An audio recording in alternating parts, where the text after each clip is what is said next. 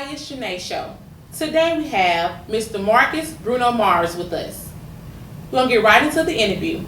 Tell us something about yourself. Maybe how you got the name Bruno. Thank you for asking that good question. It was when my mother had me and she was pregnant with me. And before I was born, she had a puppy that she loved so dearly. And when I was born, she looked in the dream book and cited Marcus. First name should be Marcus. And she looked at middle names and thought about her dog. And the dog was named Bruno. So that's who I am, Marcus Bruno Mars. Okay, Mr. Mars, that's very interesting. Can you tell us about your family and your upbringing? Yes, ma'am, thank you. I was born in a community called Mayfield, Georgia. Now it's Cubberized Road, Mayfield's Rainford Connector. There I was reared by my grandmother, Miss Mamie Elizabeth Morris, and that in the community she was called Lit. And my grandfather was named Rembert Morris. My mother was named Mary Morris at the time, and they called her Dude. And in the community, I was the only child reared by my grandmother at the home, and we would always go to church on Sundays. And we had deacons in the church that really cared about the young men and also the young ladies in the church, but basically the young men. And there were numerous of us there at the church that would come and gather, and we had a young man by the name of Reverend Samuel Duggan that took the time out on Wednesday to pick us up, and all of us get together and learn how to make motions and carry out meetings and that nature. And I found it to be enthusiastic because later on in life I learned myself how to carry on a meeting and how it should be given and governed and done. And in that community, we showed tough love and good love. I thank God for the people surrounding me in that community and abroad. I wish they still showed tough love. However, I understand that you graduated from Hancock Central High School and you also attended Bethune-Cookman. Yes. So please elaborate about your experiences there. Oh, yes, ma'am. The great year of 1978, I was fortunate enough to receive a football scholarship to Bethune-Cookman College at the time. Now we're a university. I had many offers in football, but Mr. Arthur Coach Daniels was the one that influenced me to travel to Bethune-Cookman, in which I did attend. And plus, the colors there are the same as Hancock Central High School, Marina and Gold. Go Bulldogs! And we were the Wildcats. And we had great times there at Bethune, and I love Mary McLeod Bethune. That's who founded the institution, and I learned and loved that, whereas everyone there is somebody. And I want to let them know that, hey, I love my institution, a historically black institution. Okay. So how did you get into the field of education? In my upbringing with football, through my coaches back then, Coach Daniels, Coach Sampson, Coach Monroe, they instilled in all of us in how to become a man, on and off the football field, and how to give and let respect always be with you. And there was a young man by the name of Reverend Cleveland Doggin, late Reverend Cleveland Doggin, who I had personally as my coach to teach me how to punt a football. And back then, being a black American, wow, black guy can really punt, that's another artistical type thing for other nationalities to do. But at the time, I was blessed to have him to help me with punting. And through that, I was able to go to college, and through that, I was able to get an education. Through playing football, got me an education. And by me going and receiving my degree, I thought about what can I do? What can I give back to my community? And I thought about my coaches. I said, well, what they did were they went to college, they went in the area of health and physical education. Now we call it PE, which I got at Bethune. It was not just PE. You get to learn the theory and practice of education, dealing with sports, the origin. And when I got back home, I implemented it here. And that's why I, right now, believe in giving the child an education, whereas you would understand why you got basketball, why you playing tennis, where it come from, who originated, who introduced it to you. And that's why I learned that from my coaches back in my day. So are your coaches the reason why you came back this far, you would say? They influenced you to come back and stay and give back? Yes, ma'am. I was honored. In my first year, I traveled to Lawrenceville, Georgia to teach at Central Gwinnett High School. The following year, Mr. Marvin Ely was superintendent at the time. Talked with me over the summer and said, son, look, I would like for you to come back home. And Coach Daniel spoke up for me and other coaches, and I was blessed to come. And it was an honor to come back to my alma mater, Hancock Central High School, to try to give back what was given to me. We'll be right back with the Kyah Shenee Show. This show is brought to you by the Unlock Agency, the ultimate community organization for Hancock County and surrounding counties.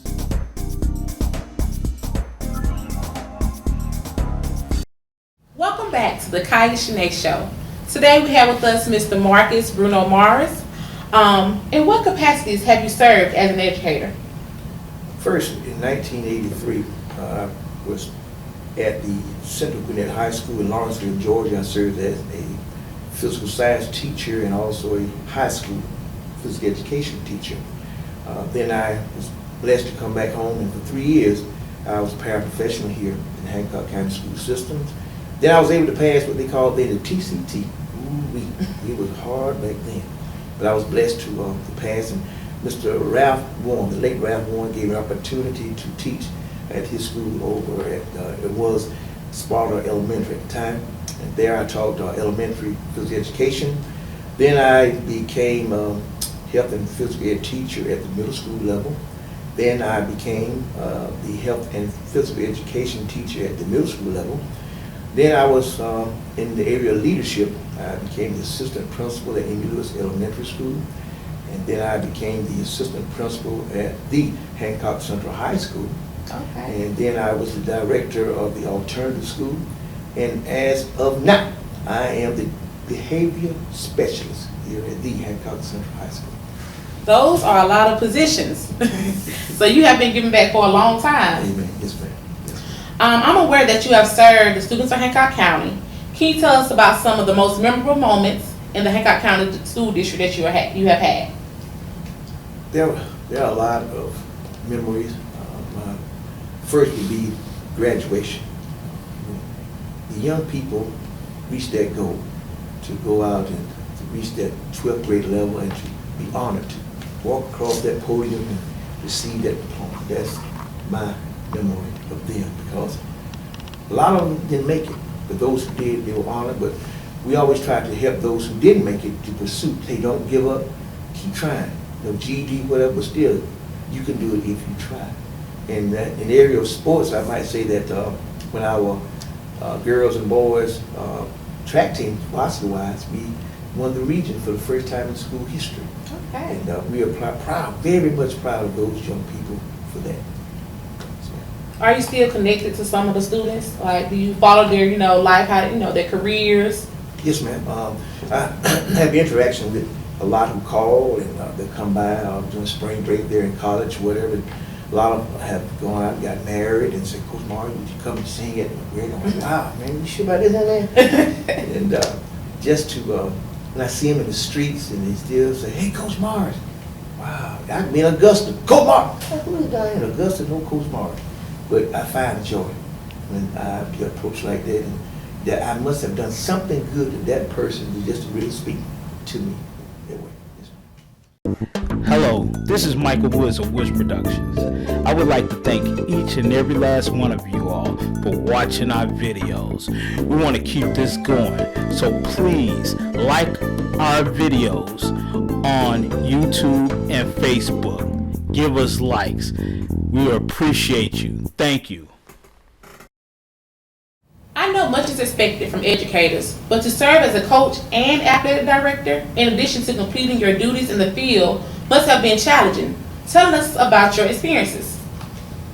In the area of coaching, I was blessed to be the head football coach here at the Hancock Central High School through the late Elmer J. Warren. And that year we won 3 games and lost 6. We don't sound like much, but we did a great job. And that particular year, in November, coming up December, Mr. Warren passed away. And Mr. Nicholas Anton took over as principal. And we went and had a great turnout with young men. We had a few that journeyed to Notre Dame University for I might say football camps. We had a few to go to University of South Carolina to football camps, and also to Clemson University football camps. How we got that through asking for donations, the car washes, and parents contribute also in the community was well represented to help to establish a football program. We had good football teams, but at the time we were trying to establish a football program. And that way we did great. And then I understand that later on, as time progressed, I was blessed to serve as a baseball coach up under Coach Bolden, and that year we were blessed to win the state in baseball, Class AA. I was one of his assistant coaches, which is a great job that he did with those guys, and I admire him for what he did for me too. Good coach, Coach Bolden. And then we had the opportunity to coach middle school and varsity track to the late Mr. Grant, Camille Grant, who inspired me to help out with tracking, which I can say that, hey, through him, the kids that I have now, I tell them all about Coach Grant, because he helped me to learn that, hey, they can do it, Coach Mark, just what you gotta do, go, you gotta push it, Coach Mark. I said, okay, Smoke, gotta push Smoke. So that's what I did with those young people, and for them to receive me, that was a challenge, because coming back from college, you know, they would always say, hey, Marcus. I said, my name is Coach Mark, which I wasn't about 5 or 6 years older than them, but it was hard at the beginning. But later on, they understood, said, well, okay, Coach Mark, we're sorry. I said, no, I'm just going to have to show each other that I respect you, you respect me. So I'm Coach Mark, you Mr. So-and-so, whatever, we're going to have a good time. And through that, I've had some good students to go on to pursue in athletics. We had a few that have gone on to be engineers. So through us here, and with the programs that I've been involved with, we make sure that you get something out of what you do. Not just come and play and don't do anything, but there's something here for everybody. That's what it's all about. I understand that you are a skilled guitarist. How did you start playing the guitar? Way back in the day, I would say when I was about 10 years old, my pops gave me a ukulele, a guitar. Didn't have a strap at all, so I got a hay string and put it around me. And we went to church, and we would get together, and Reverend Duggan, along with Miss Greer, Essie Greer down there, we formulated a group. We called the School Bus Brothers. Always about 11 of us, and we got together. I didn't know what I was doing, I just flapping on the guitar. But you know, we made a lot of programs. People would actually call us to come and sing with a hay-string guitar. Can y'all believe it? But we saw it because we believe in God and uplifting His name. And we had good times. And then later on, as I journeyed into high school, I met a young man by the name of Gator Horton. And I just liked Gator. My Gator was athletic and everything. And in the band room at the time, you had Dennis Reynolds, he played the bass guitar, Paul Watkins, and Crow Jackson on the drums. And I watched those guys. And Paul played that guitar. I'm like, wait a minute. And Dennis be on the bass. I said, well, wait a minute. I said, man, can y'all help me? So Dennis said, yeah, Mark, just come by my house. I lived behind the school. And we were family. And he gave me some tips on the bass. And later on in high school, I was fortunate enough to be a part of AT Funkmanship, All Together Funk. I was the only senior, and we had everybody's underclassmen.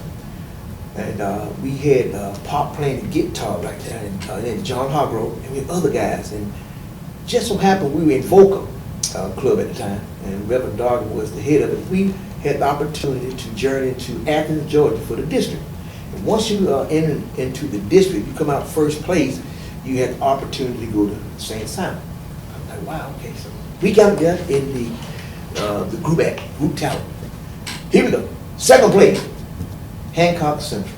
Oh man, Marcus, can you go get the phone? I walked him on stage. Thank you very much. So I was journeying down the steps. First place, Hancock Central. Wait a minute, man. We got first and second place. And I'm like, wow, what is happening here? But we were fortunate enough, but we gave back the second place. to get it back to someone else. But we are journeyed down to that. And through the years, I've had good people surrounding me by the guitar. Rick Thomas, who now, he drives truck, but that's my brother Rick. He plays good lead. Had a young man by the name of W.C. Roberts, who lives in the Trinity community. He taught me some good things on the guitar. And those guys, I must say, were influential to me. And this past weekend, dear cousin of mine, Brother Harry Lott Sr., Junior, he passed away. And he gave me some pointers on the guitar. God bless his soul. And through that, I'm going to keep it on, playing my bass guitar. Okay, how do they book you, Coach Mars? That's something I'll tell you. Well, I don't know. They call and they ask, Coach, we need you to come here and come there. And I, along with my brother Will Hatchett, we get together, and we got a guy named Pee Wee, and we got Deacon Ruff. We all get together and we go and wherever they want us to be at the same gospel with their weddings, funerals, or any type of social gatherings. We try to make it, because one thing about me, my word is my bond. If you ask me, I say, yeah, I'm coming with my group. We're going to have a good time. Okay, we'll be right back with Coach Marcus Mars.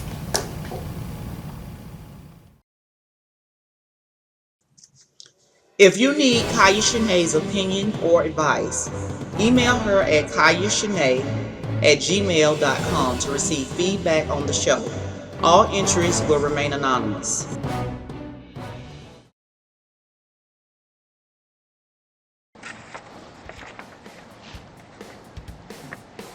Dear Kyah, I am a minister in a local church. I have a loving wife and a great family, but I've been having strange fantasy about my coworker. She isn't married, but she is very considerate and a caring person, and she's beautiful inside through and through. My wife is loving, but she don't cook or try to keep herself up after having all our children. But I've been praying about it, hoping not to fall for the temptation. Kyah, I really want to ask this woman out, but I know I'm wrong. Kyah, what should I do? Signed, Devilish Reverend. Devilish Reverend, you are wrong. However, you are married and you are a pastor. Everything you do is seen by everybody in the church and in the community. As far as your wife, talk to her. Try to talk to her first. If it doesn't work, try to seek counseling. And if she's against counseling, just keep trying to talk to her and let her know that what she does affects you in many ways. And she also needs to be a role model for the kids. If the kids see her not keeping herself up, the kids are going to not keep themselves up when they get around the same age. So you let her know that her actions are affecting you as well as the kids. And also, she is your wife. She needs to be an example to the women in the church. So if she's not keeping herself up, that can become a problem. So Devilish Reverend, I would just say continue to pray about it. Do not ask the women out and make it work with your wife. That's the best thing to do. And like I said, everything she does, let her know that it affects you, the children, and everyone in the community. Thank you. Thank you for writing, Devilish Reverend. I hope you come out of that situation soon. Serving the community is an attribute we try to instill in all of our viewers. I understand that you have served your community for many years. How many hours of community service do you think you have dedicated to serving the citizens of Hancock County and abroad? That is a number that I really can't say, because I've been blessed to have gone and been on program with many different choirs here in Sparta, in Warren County, Monticello at my friend's church, Reverend Horton there, Israel Baptist Church in Atlanta, Reverend Smith, and also back in the day when we were a gospel group we called the Gospel Upsetters, we were fortunate enough to go to the fairgrounds and wind up Barrow, Georgia, and to be on program with the gospel keynotes, the highway QCs, and the mighty crowds of joy. That was a blessing. And then what we did was we asked the people in the community to ride with us. We didn't ask them to pay anything, just to come ride with us, to be a part of this caravan, to enjoy Christ Jesus through song and just praise Him. And back here, I have some students that encourage me, come on, I want to know how to play the bass. Have some young ladies that really want to play, which I'm like, whoa, let's go, all right, let's do it, baby, I'm with you, honey. So they want to pursue playing the bass guitar. I'm going to do that as I get too close to my retirement to get my young people involved in playing the guitar. You find soothing once you play that guitar.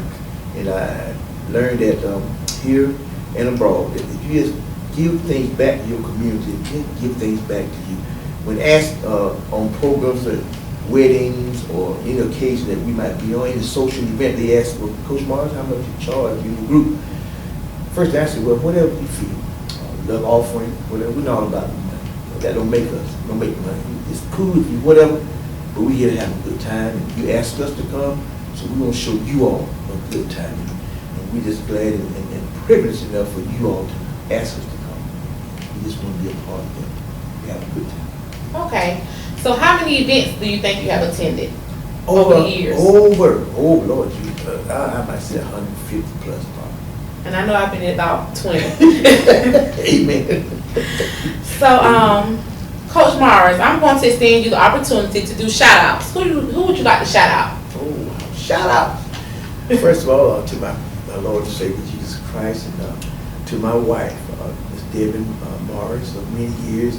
To our family, our son Miles, and to Shamarcus, and to Nitra, and to Fabian, to our grandchildren, and to our great-grand. That's right, great. Watch out there now, great-grand. And great shout out to Reverend Samuel Duggins. Thank you, man, for the upbringing, and Reverend Golden Lott, who inspired me in the day, the passing of Brother Harry Lott Jr. and helped him with the guitar. And Educator for letting me come to the band with Mr. Butler. Man, thank you, man. You look what you did for me, man. And there are a lot of others. My mom, my sister Boo Boo, and my pops, and all my family members. Pop going on, man, but I love you, man. Appreciate you, brother. And my brothers and my sisters, I love you. To my nieces and nephews, you know I love you. And I'll do anything for you. And the person that brings tears to me sometimes is the Reverend Willie James Williams. That young man was with me every step of the way. When I come back from Sparta, he was there for me. My house had burned down, and this man went and fixed up a car for me just so I could ride, because my truck was parked beside our house that burned down. It burned up with the home, and that man gave me a car. Didn't charge me anything. And through him, man, I said, God, man, you bless him, man. I said, thank you, my brother. And at the time, he had the bus lot thing situation going on, and man, he would take us here and there. He would take my basketball team. He wouldn't charge me nothing but gas. Man, I love you, brother. God bless you. And Mr. Warren, Jimmy, all y'all, love y'all. I'm coming. Hey, don't forget about Sherrod. No, Sherrod, John. Hey, I'm coming with you, brother. One of these days. We'll be right back with Coach Marcus Bruno Mars. Michael K. Woods, The Beginning. New CD debuting online at the following sites: CD Baby, Spotify, Amazon, iTunes. Welcome back. We're still here with Mr. Marcus Bruno Mars. Is there anything else you would like to share with the viewers? Yes, last but not least, that I'm getting ready to retire from the school system, and it's been 31 and a half good years. I spent 29 here in this great community, and I thank the entire community. I thank the Board of Education at the time. I've been through the superintendents, the administrators, and the students, and teachers, and faculty, and staff through the years that I've encountered with them. We've had some good moments, and we've indulged in some hard times. But through it all, realize that our children are our number one choice. And a friend of mine, Freddie Harris, told me, he said, Coach Morris, one thing I need you to do. I said, what's that, Coach Harris? He said, that you got to get up early in the morning. So right now, he taught me that. I get up at 5 o'clock every morning. I iron my clothes for myself, my wife, and my son. And I'm off to come here to the school, unlock the doors if need be, and to open the doors and be ready to receive our children as they come through our doors here at Hancock Central High School. And I get a joy. I speak to them every morning. Good morning, how y'all doing? Someone just had here. I say, no, come back here and speak to me. Good morning, how you doing? Because we don't know. A lot of them don't have that opportunity at home. Some might not have no one there to say good morning to. Or sometimes I say, friend, I love you, man. I ain't with that, but I love you, man. Some don't do that at home. I'm not saying it don't happen, but some are living in that type of environment. And we got to show them that, hey, when you come here in this arena, in these walls here, this consecrated place here, we all are family. We love you, we care about you. Now, when you do wrong, we're going to get on you. But we're going to chastise you because that's how it's supposed to be. You are just like a grass, you green. And we're trying to make you and mold you into being somebody. And a good quote that I used when I was in college, I learned a poem. The poem is called Don't Quit. And it says, when things go wrong, as they sometimes will, when the road you're trudging seems all uphill, when the funds are low and the depths are high, when you want to smile, but you have to sigh. When care is pressing you down a bit, rest if you must, but don't you quit. That's what we need to do here in Hancock County. Don't quit. Stay with our young people. We be there for them in elementary school, but when they get to middle high, we stray away, which we all should not do that. Reverend Mayweather, Steve Mayweather, has a good quote that I use too. He says, each one, teach one. Each one, teach one. So my friends, let us all come together. You can't fight like this. When you put all this together, you can fight somebody. We're going to fight that devil, and we're going to bring some peace and happiness here in Hancock County, and we're going to spread it abroad, and they're going to say, look at that man, that lady right there from Hancock County. They are somebody. We've been talking about so long. Now it's time to show, hey, look, that was whatever it happened in the past. Right now, it's all about the future. We know where we've been. We don't know where we're going. Only God knows what the future holds. Thank you, Mr. Morris, for coming to the Kyah Shenee Show. It has been a pleasure. Thank you. Thank you very much. I hope you all enjoyed. Have a good night.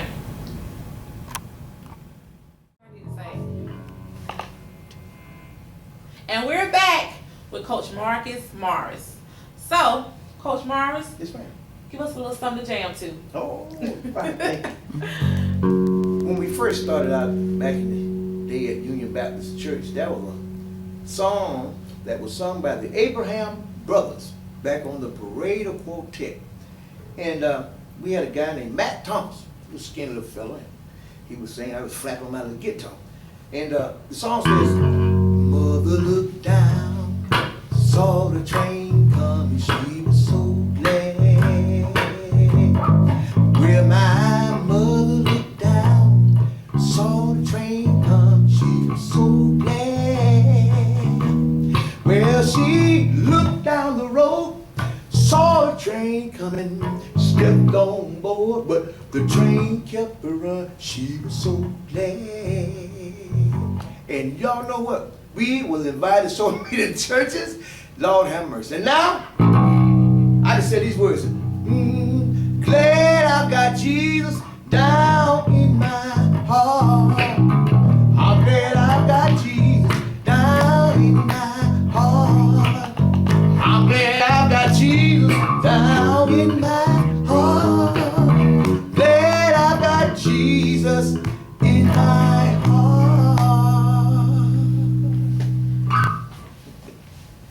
There you have it, folks.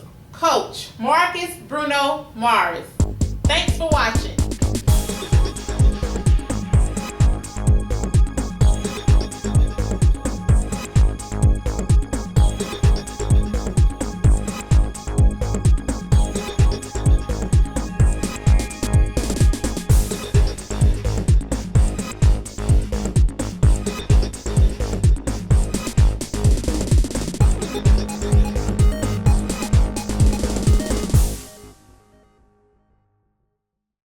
Why? Skip up, up, up, up, up, up, up. Why? Skip up,